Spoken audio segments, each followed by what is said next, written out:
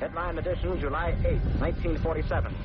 The Army Air Forces has announced that a flying disc has been found and is now in the possession of the Army. Army officers say the missile, found sometime last week, has been inspected at Roswell, New Mexico, and sent to Wright Field, Ohio, for further inspection.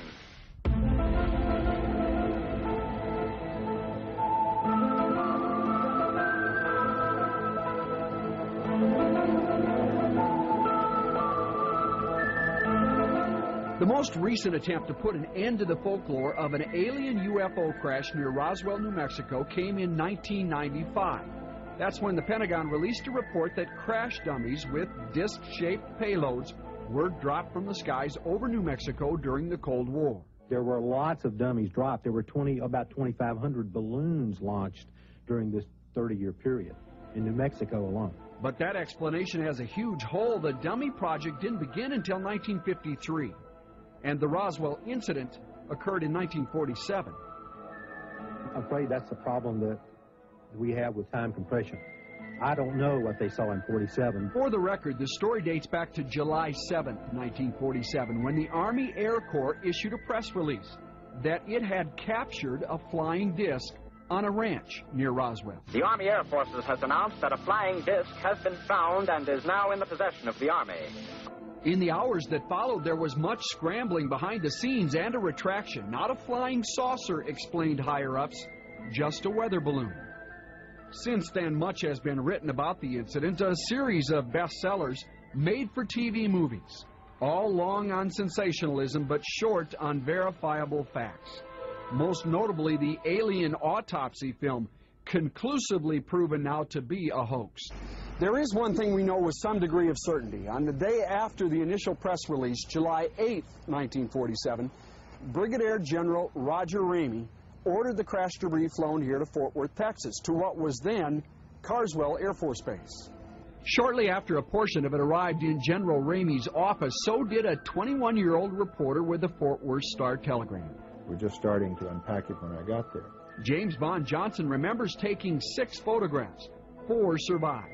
The first 2 show Major Jesse Marcel, a man who went to his grave insisting what he'd found was not from this world. Then 2 more in which Johnson posed General Ramey and later the general and his aide.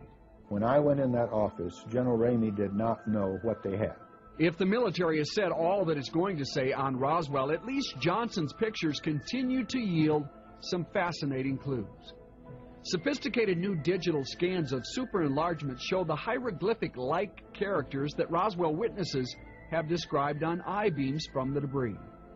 Even more interesting, the message that General Ramey holds in his hand, apparently handed to him as he walked in the office. A team of analysts from across the globe has deciphered some of what it says, leaving blank the words that it can't agree upon.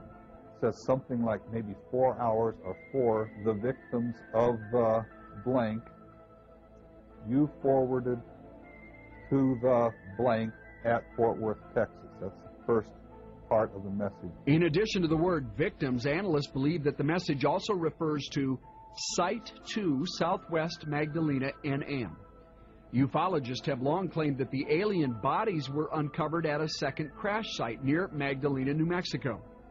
And the words weather balloon also appear, at least to the eyes of the analysts. But don't take our word for it. Anybody can order these prints. Do their own look. Look yourself.